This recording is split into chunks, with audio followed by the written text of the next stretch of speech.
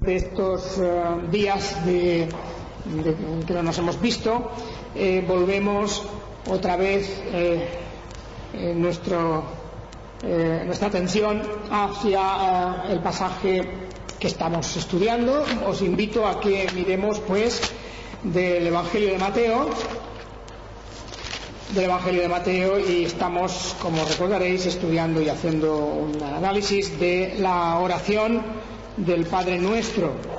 Estamos considerando lo que significa esta oración. Vamos a leer otra vez la oración, la sabemos bien todos de memoria, pero estamos en Mateo capítulo 6. En Mateo capítulo 6, allí en el versículo 9, es cuando el Señor Jesucristo dice de qué manera, cómo tenemos que orar. Da una clara orientación, una clara instrucción para cómo tenemos que orar. Dice: vosotros pues oraréis así: Padre nuestro que estás en los cielos, santificado sea tu nombre, venga tu reino, hágase tu voluntad, como en el cielo, así también en la tierra.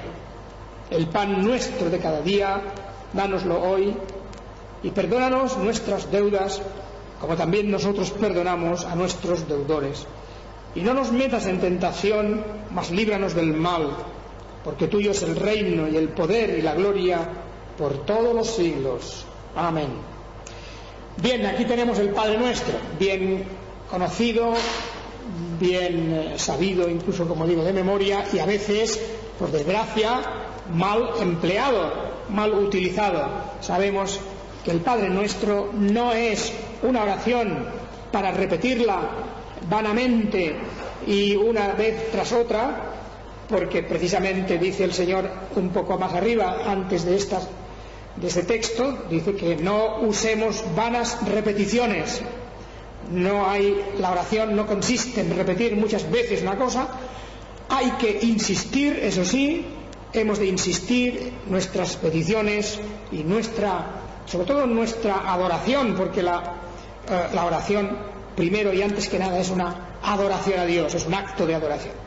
Pero si además tenemos que pedir algo, hemos de saber que agrada a Dios que insistamos, porque es una prueba de nuestra fe. Dios no nos concede las cosas a la primera vez que se lo pedimos, sino que pone a prueba nuestra fe, y pone a prueba si realmente vamos a persistir, vamos a insistir ante Él, creyendo que recibiremos lo que pedimos. Pues bien, sabiendo que esto es así, Él nos dio una oración que es un modelo, una forma, como ya hemos explicado muchas veces, para guiar nuestras oraciones. De manera que cuando oramos a Dios es bueno tener muy presente y delante mismo, incluso con la Biblia abierta, es bueno tener esta oración delante, porque es una pauta, es un modelo para que lo sigamos, para que no nos olvidemos de que antes que nada tenemos que cuidarnos y tenemos que interesarnos no en nuestros problemas mismos, sino primero en todo lo que concierne y se refiere al reino de los cielos. Eso es lo más importante. Hemos de tener primero en el corazón y en la mente muy claro el orden de prioridades de las cosas. Si nos precipitamos, si nos damos mucha prisa antes que nada en pedir al Señor cosas que a nosotros nos interesan o que pensamos que son necesarias, pues dejamos a un lado las cosas que se refieren a Él mismo, a su reino. Y claro, estamos poniendo lo segundo en primer lugar y lo que es primero en segundo lugar. Y eso quiere decir que ya la oración esa no va a ninguna parte, no pasa, no sube, no llega hasta el trono de Dios. Primero, si vamos a orar a Dios, si antes de nada vamos a solicitar algo, sepamos que es preciso dirigirnos a Él como se nos enseña en esta oración. Primero reconociendo que Él es nuestro Padre que está en los cielos, En segundo lugar, con nuestro interés máximo en que el nombre de Dios y todo lo que representa esa causa, ese nombre de Dios, sea respetado y sea santificado. Y ahora, en tercer lugar, que ya habíamos, la última vez que estuvimos aquí juntos, ya habíamos empezado a hablar de la tercera petición, que es la que dice: hágase tu voluntad, como en el cielo, así también en la tierra. Bien, esta es una petición muy importante, como todas las otras, por supuesto, pero además es que tiene un carácter muy práctico. Tiene un carácter práctico porque cuando pedimos que se haga la voluntad de Dios, estamos también diciendo que renunciamos a nuestra propia voluntad. Es decir, oramos pidiendo algo, pero estamos diciendo: Señor, no sea mi voluntad, no se trata de que se cumpla lo que yo quiero, mi propia voluntad, sino de hacer y de que se cumpla lo que tú quieres, tu propia voluntad. Esa voluntad de Dios, por lo tanto, debemos de estar dispuestos a acatarla, a obedecerla y también a conocerla. Tenemos que estar dispuestos a saber interpretar lo que es la voluntad divina. Hemos de estar dispuestos a reconocer en las cosas que ocurren, en todos los acontecimientos, saber, como digo, reconocer e interpretar la voluntad divina. Pero ya hablábamos en días anteriores de que hay una cuestión muy importante sobre esto de la voluntad de Dios, porque no es la Biblia no nos lo presenta eso como si fuera una especie de misterio, porque muchos pueden preguntarse: ¿y cuál será la voluntad de Dios en esto o en lo otro? Pues hemos de tener presente que lo primero y principal cuando hablamos de la voluntad de Dios es que estamos hablando de los mandamientos de Dios. Dios ya ha expresado su voluntad en infinidad de cosas. La revelación que tenemos en la Biblia, la revelación de la palabra de Dios misma, eso es la voluntad de Dios. Y esta palabra de Dios, esta revelación, contiene una cantidad tan espectacular de información, de casos parecidos a los nuestros, de situaciones parecidas a las que vivimos, de leyes, mandamientos de Dios, expresiones de lo que agrada a Dios y de lo que no agrada a Dios. Todo eso lo tenemos en la Escritura. Y todo esto que hay aquí es la voluntad de Dios. Porque la voluntad significa eso, la revelación de lo que Dios quiere. Hay también, decíamos domingos atrás, hay otra forma de voluntad divina, que es la voluntad de los decretos. Los decretos, o sea, las decisiones que Dios toma, y ejecuta y cumple, eso también son su voluntad. Pero eso no nos lo revela a nosotros normalmente. Dios hace muchas cosas porque quiere hacerlas, pero no tiene que darnos explicaciones, no tiene que anunciarlo antes tampoco. Es decir, hay una parte importante de la voluntad de Dios, que es la voluntad, como digo, de sus decretos y de sus decisiones, que nosotros desconocemos. Dios va haciendo, va cumpliendo sus planes, va desarrollando el programa que Él tiene, y eso en gran parte nosotros no lo sabemos. Por eso la Biblia habla de que las cosas secretas, hay las cosas secretas que Dios no ha revelado. Son cosas que Dios solamente conoce, pero claro, las ejecuta, las cumple de acuerdo con su voluntad. En ese terreno nosotros no sabemos nada. Puede haber cosas muy importantes que Dios no ha revelado, o pueden ser cosas particulares, cosas más, diríamos, intrascendentes desde un punto de vista general, cosas particulares nuestras. Pues por ejemplo, no sabemos nosotros qué va a ocurrir mañana. En la voluntad de Dios ya está decidido lo que va a ocurrir mañana en el mundo, en nuestra propia vida, pero nosotros no lo sabemos. La voluntad de Dios ya está hecha sobre eso, ya está completada, pero no nos lo ha dicho, no lo ha revelado. Ahí entran muchas cosas, las cuestiones de enfermedades, las cuestiones en general de nuestra vida en particular. Todo eso entra en esa voluntad de Dios que no ha sido revelada y a la cual nosotros tenemos que someternos, y lo debemos de hacer de grado, de todo tipo de cosas.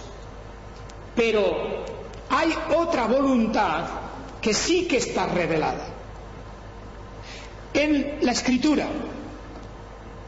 Porque claro, no hay ya, y no hemos de contar con revelaciones particulares. Eso es peligroso, y muchas veces lo hemos dicho. La Biblia nos expresa la voluntad de Dios, y lo que no esté en la Biblia, nosotros no tenemos ningún derecho a decir Dios me ha dicho esto o lo otro, o yo estoy seguro que la voluntad de Dios es esto o lo otro. Eso lo puedo decir si está en la Escritura, si obedece a sus mandamientos, si corresponde a lo que el Señor ha hablado. Pero si no, no puedo decir nada. Tenemos que obrar en la vida también por el sentido común, por las leyes de la naturaleza, por todas las formas en que el Señor ha estructurado nuestra vida, ¿verdad? Pues hay decisiones pequeñas o grandes en la vida que las hemos de tomar. Y claro, hemos de actuar de una manera pues lógica, racional, bíblica, ateniéndonos a si las cosas son buenas o malas desde el punto de vista moral y ético, apoyados en la Escritura. Pero nadie puede decir Dios me ha dicho esto y yo sé que tengo que hacer esto porque esa es la voluntad de Dios. Esa manera de hablar muchas veces lo que esconde es que uno dice la voluntad de Dios cuando es su propia voluntad, y no es sano, no es sano. A veces en el lenguaje demasiado piadoso, demasiado religioso, ¿verdad? Cuando muchas personas están diciendo o hablando de la voluntad de Dios, porque yo sé que la voluntad de Dios es esto y lo otro, y a veces no saben nada más que esa persona quiere hacer eso. Quiere hacer una cosa determinada, quiere ir a un sitio o no ir, o hacer esto o lo otro, y pone la voluntad de Dios por el medio cuando no lo sabe. Es mucho más honrado y mucho más sincero decir, pues yo creo que debo hacer esto, según las luces que tengo, según el conocimiento que Dios me ha dado de las cosas, según lo que conozco de la palabra de Dios, y que es bueno o es malo, agradable o no agradable a Dios, y entonces actúo de acuerdo con esa información que tengo, actúo con ese conocimiento y pido al Señor que si es su voluntad se haga y se cumpla. Esa es la manera, yo creo, honrada de decir, pero no entiendo por qué muchas veces muchos hermanos ponen una especie de seguridad total, de como si Dios les hubiera mandado o les hubiera hablado personalmente para hacer o no hacer una cosa.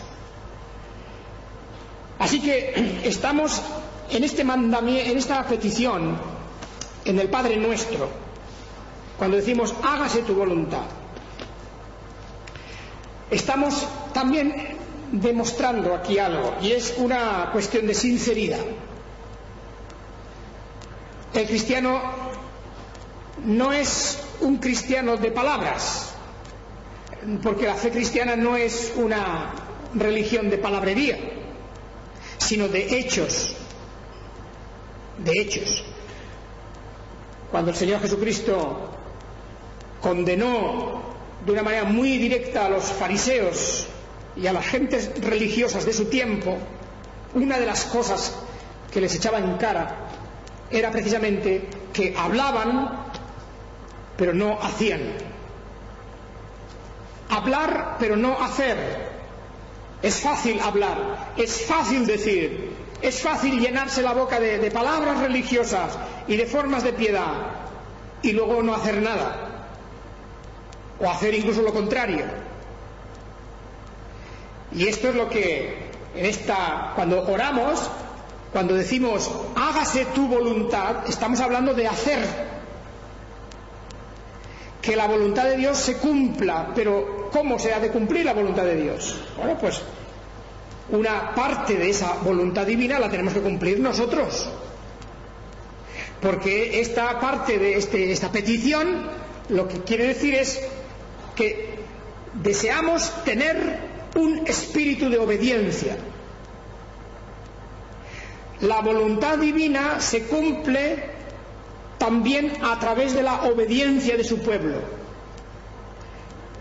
En lugar de decir aquí hágase tu voluntad, podríamos decir que hagamos tu voluntad, que tu voluntad la cumplamos, la hagamos aquí en la tierra como se hace en los cielos, porque es que estamos hablando principalmente de una cuestión, como digo, de obediencia. Estamos hablando de obediencia. Y esa es la idea de que, claro que sí, los decretos de Dios, las cosas que Dios ha determinado y ha fijado, esa voluntad de los decretos, eso siempre se cumple. Y nosotros ni podemos detenerla, ni podemos modificarla, ni podemos acelerarla, nada, porque los decretos de Dios se cumplen inexorablemente en su momento y en su tiempo. Nada ni nadie puede parar la voluntad de Dios en cuanto a los decretos.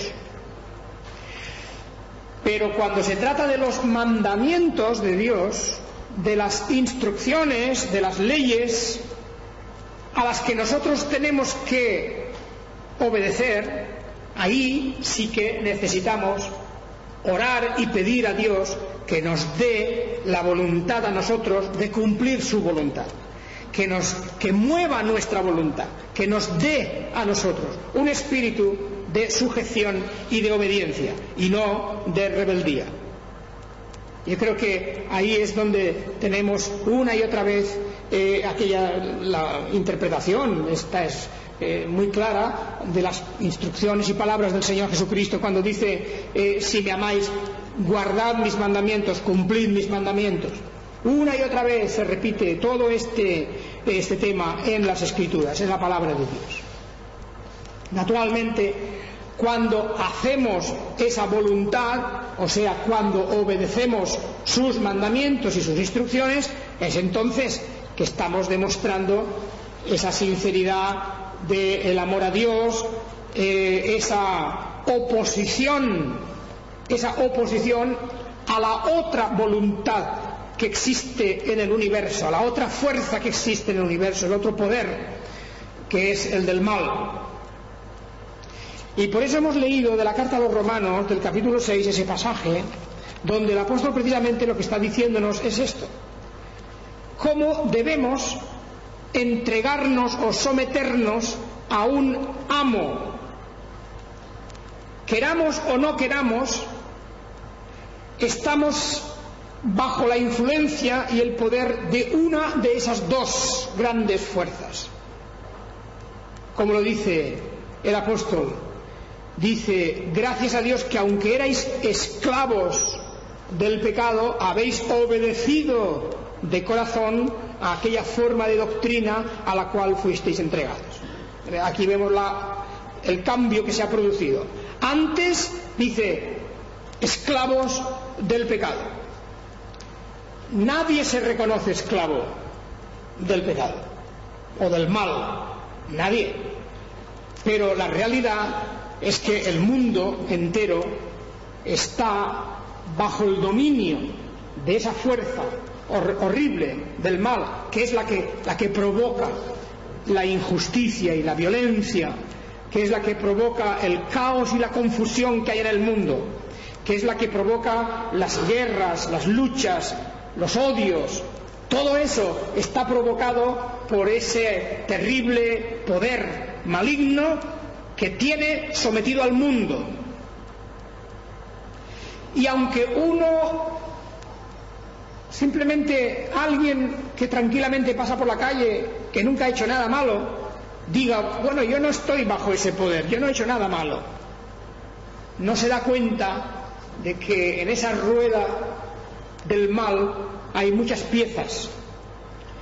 No es necesario que todo el mundo esté haciendo cosas malas o practicando cosas malas, no es necesario, pero uno puede estar metido dentro de esa rueda sin darse cuenta, con una vida vacía, con una vida que no es de servicio a Dios, y el Señor Jesucristo mismo lo dijo de una manera muy clara, diciendo, el que no está conmigo está contra mí, porque en esta gran lucha que hay contra el mal no podemos estar en un terreno neutral, o estamos con él o estamos contra él. Eso son palabras suyas. No hay posibilidad de decir yo soy neutral, yo no entro en esta lucha, yo no tengo nada que ver con esto. Sí, todos o estamos en favor del bien y de la verdad, o si no, de una manera u otra estamos en el carro del mal, en el carro de la iniquidad, tanto si practicamos o no ciertas formas del mal, no importa. Y por eso cuando estamos diciendo, Señor, que se haga tu voluntad, eso es una manera de declarar, yo estoy al lado y en el bando, diríamoslo así, del bien. Que se haga la voluntad de Dios es la mejor garantía de que exista justicia, de que exista paz, de que haya amor, de que haya verdad y sinceridad. Cuando uno dice realmente quiero que la voluntad de Dios se cumpla y yo quiero cumplirla. Yo quiero cumplir la voluntad de Dios. O sea, quiero obedecer y someterme. Y por eso el apóstol Pablo dice, ahora libertados del pecado, vinisteis a ser siervos de la justicia. Siervos de la justicia. Libres del mal y servidores del bien. La justicia significa la rectitud y el bien. Y además el apóstol aquí en Romanos 6 nos insta y nos dice, debemos de poner entusiasmo en eso. Debemos poner entusiasmo. Y nos dice, mira cómo antes poníais entusiasmo en lo otro. Les dice a estos creyentes en Roma en aquel tiempo, pero es que eso se repite igual. Mirad cuánto entusiasmo pone la gente en sus propios asuntos. Mirad cuánta entrega y cuánto sacrificio para hacer su propia voluntad.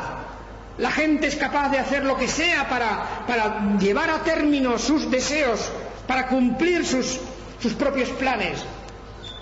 Pues ese mismo entusiasmo, más aún, debemos de poner para cumplir y para guardar los mandamientos de Dios y para desarrollar su voluntad, para hacerla.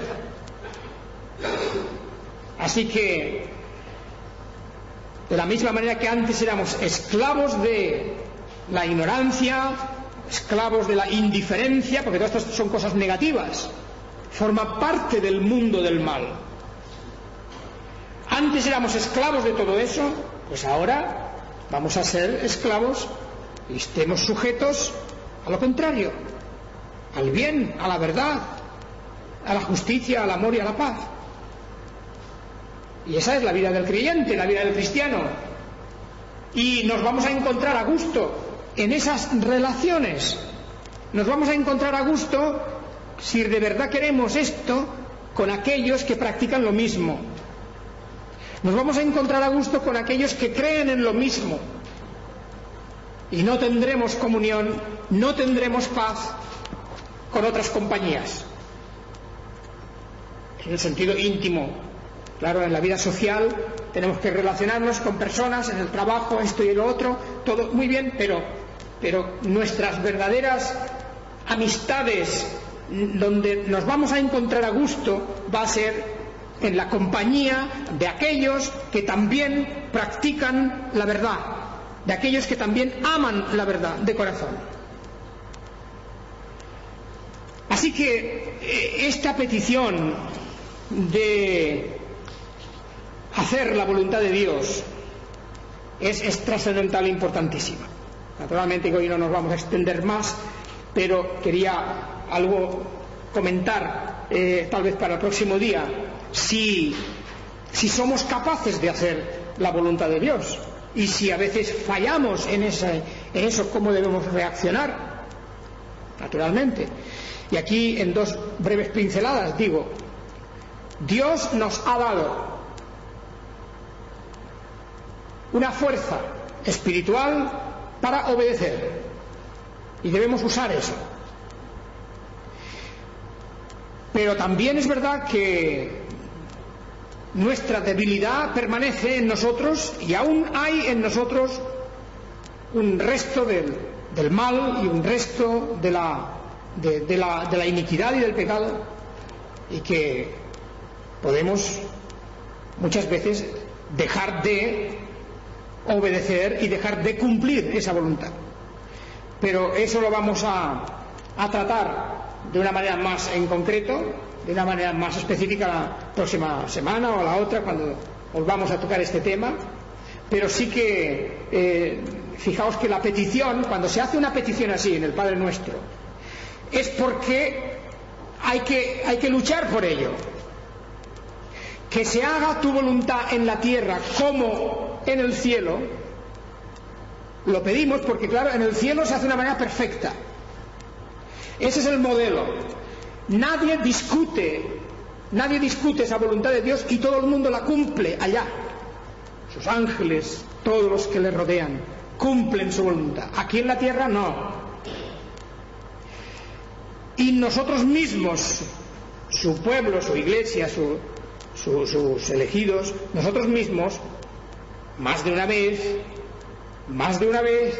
a lo largo de la vida, muchas veces diríamos, tampoco la cumplimos como debemos. Bueno, pues esa cuestión es, por eso precisamente pedimos, por eso oramos, porque es que necesitamos recibir fuerzas, y recibimos una visión nueva cada día de que es necesario guardar y cumplir esa voluntad de Dios, como en el cielo, que se haga también en la tierra. Esa ha de ser nuestra petición y nuestro deseo. Hablaremos más de esto. Podríamos preguntarnos, pues, ¿quién es capaz de cumplir y hacer la voluntad de Dios? Esa es una pregunta. Vamos a ver si el próximo día nos pasamos unos momentos tratando de esto. ¿Hay alguien capaz de hacer la voluntad de Dios? Bien, aquí hay dos maneras de enfocar la cuestión. Si lo miramos legalmente nadie es capaz de cumplir la voluntad de Dios. Nadie, legalmente nadie, porque por un lado o por otro siempre Dios nos puede coger, siempre nos puede decir, has fallado en esto y en esto y en esto, claro. Habían personas que se creían que cumplían todo perfectamente. Una de ellas, Saulo de Tarso, que estaba convencido de su perfección. No había cumplido la voluntad de Dios, en realidad. Pero él pensaba que sí. Y Dios le hace ver que no. Pero aunque legalmente no podemos cumplir, desde un punto de vista evangélico, como veremos, por la gracia de Dios, aún a pesar de nuestros fallos, aún a pesar de nuestras debilidades, Dios considera que cumplimos su voluntad si estamos unidos por la fe a su Hijo, nuestro Señor Jesucristo, el cual ha obedecido al Padre en todo.